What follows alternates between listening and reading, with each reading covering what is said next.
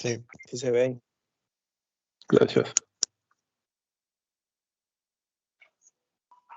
Bueno, entonces, hoy lo que estaremos haciendo son algunos ejercicios ya para elementos que tienen más de, perdón, que cuya incidencia es superior a la de un ángulo.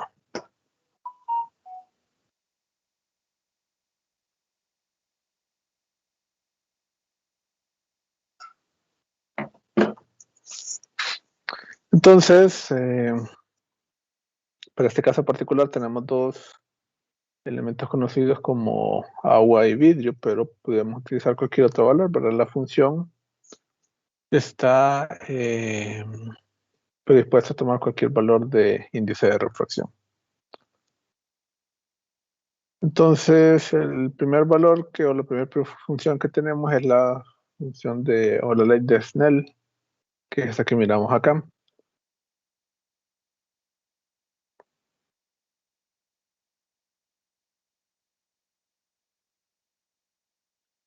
Entonces vemos que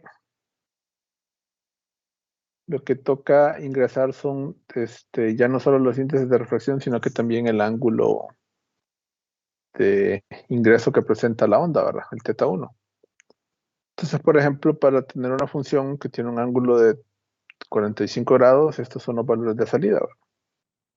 0.656923 si hablamos de radianes, o 37.6389 si estuviésemos hablando de grados centígrados.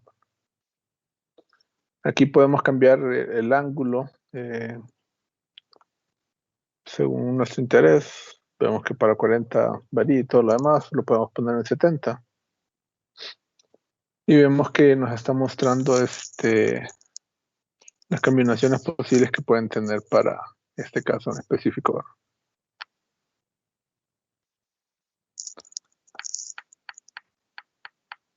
Y después lo que hacemos en esta parte es que revertimos, o sea, invertimos el orden de los componentes, poniendo primero al vidrio como medio 1 y el agua posteriormente como medio 2.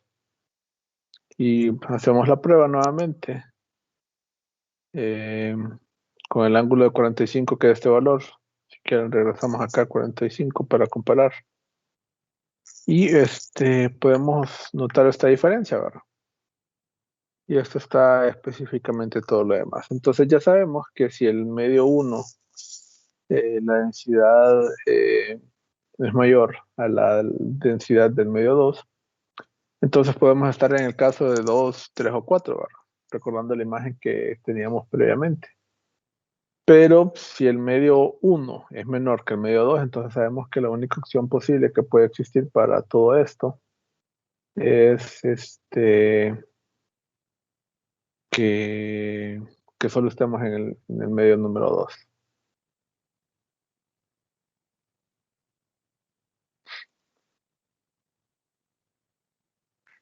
Entonces esto es de vital importancia. Por ejemplo, aquí miramos, por ejemplo, si le ponemos un ángulo de 70, entonces ya notamos que aquí la respuesta es un ángulo, una cantidad compleja, ¿verdad? Entonces ya no tiene tanto sentido el valor que estemos ingresando en este punto para poderlo especificar. Quizás el ángulo crítico para esto, bueno, todavía por acá.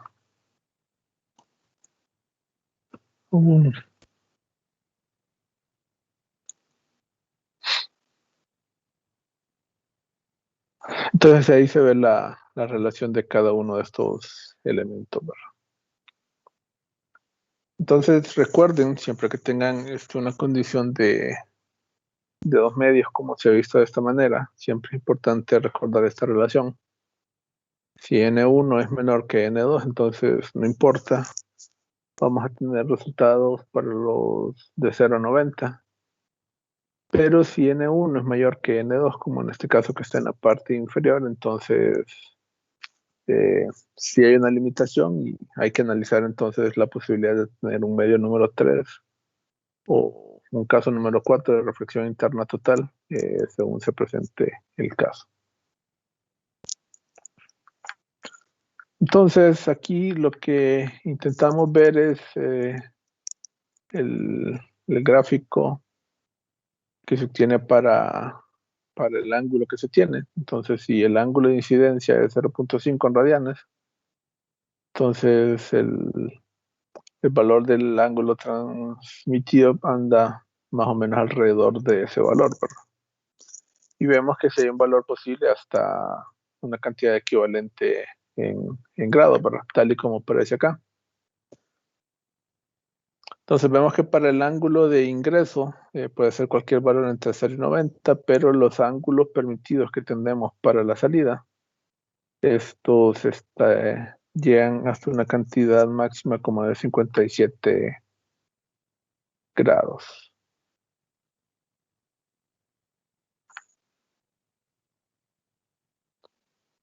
De igual manera, si nuevamente hacemos el caso específico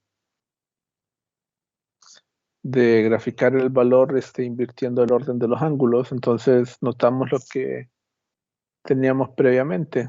La gráfica tendría que llegar hasta esta ubicación, hasta un valor final de 90 grados, pero gracias a eso sabemos de que eso no va a ocurrir de esta manera. Entonces, este valor que tendríamos aproximadamente en esta parte representaría muy cerca el ángulo crítico, y recordemos que eso se mide para el, el ángulo de incidencia, porque en este punto el ángulo transmitido es aproximadamente, no aproximadamente, sino que es exactamente igual a 90 para este punto, tal y como se puede observar en esta imagen, ¿verdad?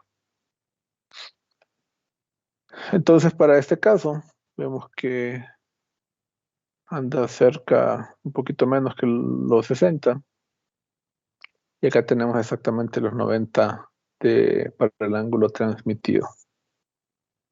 Entonces, ¿qué ocurre esto? Que, bueno, si el ángulo de incidencia es 60, 70, 80, 90, entonces vamos a tener una reflexión interna total. Entonces, si tenemos una reflexión interna total, recuerden que la incidencia es exactamente igual a la onda reflejada. Así que, por ejemplo, si en alguna pregunta les piden que den valores para este caso en específico, es lógico responder de esta manera.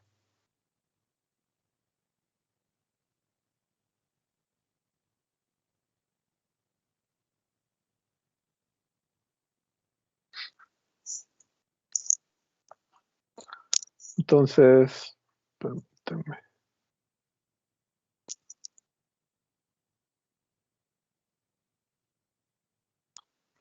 Aquí lo que hacemos es proceder a calcular el ángulo crítico, que notábamos que, bueno, que ya sabemos que está presente cuando N1 es mayor que N2. Entonces lo tomamos específicamente para este caso. Esta es la función que tenemos. Recordemos que en este caso el θ2 es igual a 90, por lo tanto este es igual a 1. Entonces faltaría llevar esta cantidad a dividir y después con el seno inverso, ¿verdad? Tal y como aparece en esta parte. Entonces el primer término, lo que nos entrega es un valor que, perdón, un valor en radianes, y el segundo lo que nos proporciona es un valor en grados centígrados. Entonces ya calculamos, ya dimos a las funciones, entonces le damos específicamente para los valores de este punto y obtenemos estos valores, ¿verdad? Entonces el ángulo crítico para este caso en específico sería este valor que tenemos acá, si lo miramos en grados centígrados, ¿verdad? De 59.7274 para este caso que se desea. Entonces, para cualquier valor abajo de vamos a tener el caso 2. Si el ángulo de incidencia es exactamente igual a este valor, entonces vamos a tener el caso 3. Pero para cualquier valor cuyo ángulo de incidencia sea superior a este número que tenemos acá, entonces vamos a tener el caso número 4 de reflexión interna total. Hacemos lo mismo por esta parte y creo que esto también ya lo habíamos visto cuando estábamos con la ley de Snell. Eh, Esto nos representa específicamente quedándonos con la parte real de que no hay un ángulo crítico para esta función, ¿verdad? Entonces aquí solo es buscar un valor que esté entre 0 y 90. Si nos aparece una cantidad compleja, entonces no corresponde dicho valor. ¿Alguna pregunta hasta acá?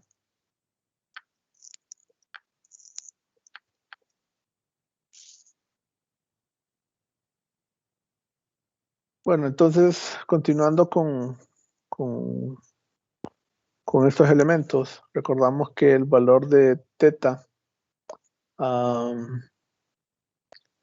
varía en función de cómo se desea calcular, ¿verdad? Si tenemos ambos ángulos, entonces podemos utilizar esta expresión que tenemos como teta 1. Pero si no tenemos ese valor, sino que solo tenemos el ángulo de ingreso de la onda electromagnética, entonces puede ser con cualquiera de estas funciones, pero esta que tenemos acá, perdón, es para eh, valores en radianes y esta es para valores en grados centígrados.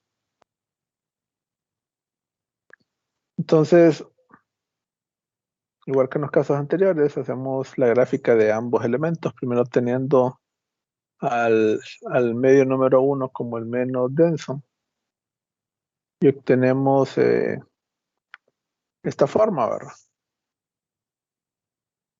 Entonces observamos que tenemos los valores esperados. Quizás nos analizamos un poco más y lo miramos a través de esta forma.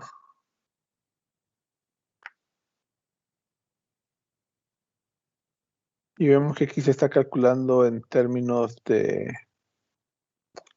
alfa, ¿verdad? Aquí creo que la gráfica queda un poco corta, pero tiene que seguir hasta los 90, ¿verdad? Nada más que esto va teniendo valores cada vez mayores. Hacemos lo mismo con el otro valor. Invertimos el orden de los medios y lo que obtenemos para este caso particular es que vemos que se invierte el orden, ¿verdad? Arranca en un valor de igual a 1 y posteriormente este valor va cayendo hasta llegar a 0. Si eliminamos el valor de grados centígrados, vemos que esto cae aproximadamente por aproximadamente este valor. Entonces, nuevamente, ¿qué pasa si tenemos un ángulo de incidencia? Lo que hay que fijarnos es cómo es la relación de los valores de los índices de refracción para este caso en específico.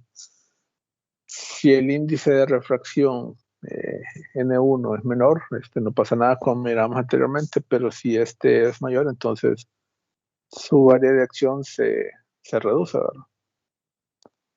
Entonces queda especificado para una zona distinta. Si N1 es mayor, entonces tiene esta forma. Y si N2 es mayor, entonces tiene esta otra forma de acá. Entonces, introducimos aquí el valor de beta. Estamos tomando la simplificación que habíamos encontrado previamente. Entonces, lo que hacemos es proceder con los valores de las funciones, recordando que siempre ocupamos los índices de refracción y el ángulo de incidencia. ¿Verdad? Si tuviéramos los valores de las permeabilidades, entonces se podría tomar específicamente para los valores previamente conocidos de calcular el valor de beta. Pero como asumimos que son valores que no varían en gran manera, entonces queda esta función. Entonces, nuevamente, desarrollamos o preparamos la gráfica. En este caso, el valor que está en verde nos representa la relación del ángulo reflejado con el incidente, y el que está en anaranjado nos representa el de la onda transmitida con el incidente, ¿verdad? Entonces, al desarrollarlo tenemos una forma similar a esta, como se puede observar. Entonces, más o menos por esta zona estaría el valor de Brewster, el punto en el cual el valor del campo reflejado es exactamente igual a cero. Y vemos los comportamientos simultáneos y que tienen ambas funciones, ¿verdad? Observamos que para ondas que están en cero, sí la onda transmitida es mucho mayor que la onda reflejada, ¿verdad? Pero a medida que va aumentando el ángulo, entonces la transferida va decayendo y la onda reflejada va en aumento, ¿verdad? Entonces, ¿esto qué nos indica? Bueno, si hacemos o nos piden el comportamiento de uno de este tipo, y por ejemplo nos lo piden para un ángulo de 80 grados, entonces si encontramos un valor muy diminuto para la onda transmitida o el campo transmitido, entonces no nos extrañamos, para que eso es algo de lo cual habría que esperar. Hacemos el cálculo para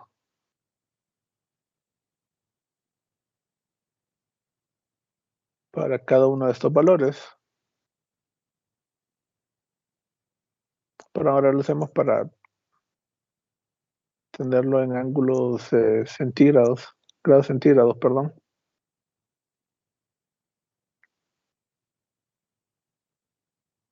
Y nos queda de esa manera. Aquí creo que nos falta el ángulo de incidencia, no sé qué pasó.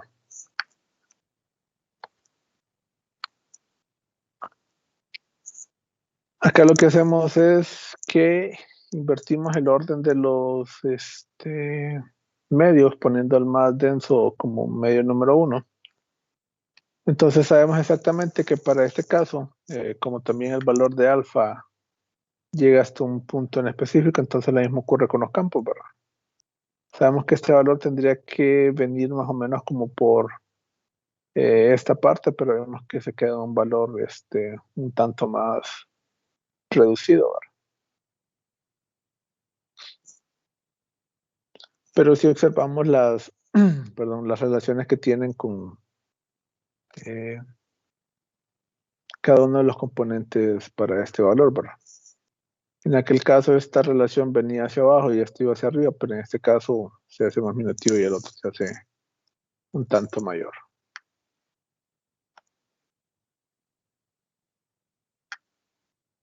Entonces, ahora llegamos con los coeficientes de reflexión y de transmisión. Estos, recordamos que solo tienen en cuenta ambos medios. Si recordamos aquí solo está el valor de alfa, pero sabemos que alfa depende del medio número, del ángulo, perdón, número 1 para poder determinar su valor, ¿verdad? Entonces, al encontrar esto en esta forma, procedemos con su gráfica, ¿verdad? Al pedir un valor que sea graficado entre 0 y 90 pi. Entonces observamos nuevamente, quizás aquí no se nota tanto, pero en sí este es el valor real que tienen estas funciones, no como se miraba en la gráfica. Por un punto en esta parte, creo que es en esta zona, perdón, por acá tiene que ser el valor del coeficiente de reflexión se hace exactamente igual a 0, ¿verdad? Entonces, más o menos por esta zona también tendría que estar el punto en el cual el coeficiente de transmisión se maximiza, ¿verdad? Y a partir de ese punto es que empieza a decaer. Lo que sí notamos es que el decaimiento que tiene no es tan acelerado como teníamos en la gráfica que vimos en la clase, sino que tiene un comportamiento más que todo recto y ya si en los últimos valores va cayendo. Algo muy importante es que para cualquier valor, para cualquier zona o para cualquier valor de ángulo, siempre la diferencia de estas dos gráficas, perdón, la suma de estos dos valores tiene que ser exactamente igual a 1, ¿verdad? Y es lo que se puede encontrar para cualquiera de estos valores, ¿verdad? Si vemos aquí, lo que se está variando en la gráfica es el ángulo T. Pero bueno, el T quizás no lo he utilizado porque puede confundir con el tiempo, pero sí es el parámetro que está variando para definir cada uno de estos valores, ¿verdad? Entonces, que esté variando entre 0 y 90 grados nos da una idea de lo que está ocurriendo para cualquier desplazamiento que se tenga para ese orden. Hacemos lo mismo nuevamente. Es importante, siempre pedimos que la gráfica vaya de 0 a 90 grados, ¿verdad? Y muy importante en esta parte, si observan,